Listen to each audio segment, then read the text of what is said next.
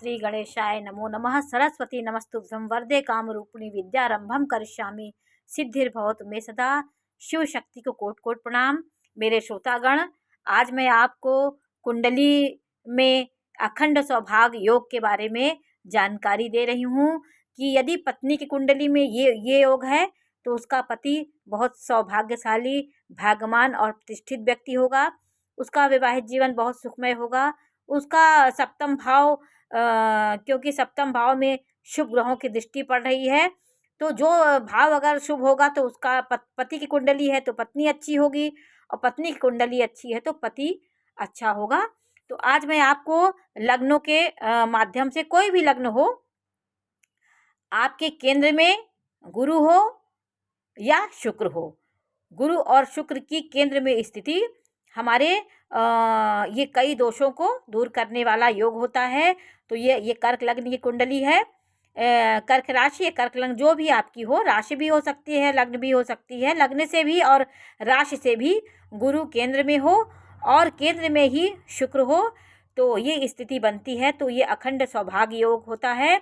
ये गज केसरी योग होता है। तो उच्च का चंद्रमा, उच्च का गुरु सीधे सप्तम भाव को देख रहा है। तो पति है तो पत्नी का भाव बहुत अच्छा है, भाग्यशाली है, और पत्नी है तो पति का भाग है, पति है तो पत्नी का, इसी तरह देखा जाता है। ये अखंड सौभाग्य योग होता है। ये पत्नी कुंडली में ये बहुत अच्छा होता है, क्योंकि पति के ये सब आयु बढ़ाते हैं, ये शुभ सुंदरता देते हैं, तो सब ग्रह इनके बहुत अनुकूल होते हैं। अब देखिए, अब कन्या राशि में देखिए, कन्या राशि में बुध भी शुभ ग्रह होता है, वो केंद्र में है।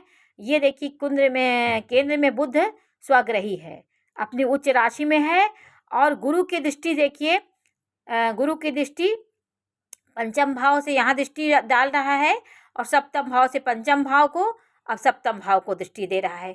तो दोनों शुभ ग्रह इस भाव को शुभता प्रदान कर रहे हैं। तो आपका पार्टनर बहुत अच्छा होगा, भाग्यशाली होगा, नाम वाला, सुख देने वाला आपका ये योग बनता है।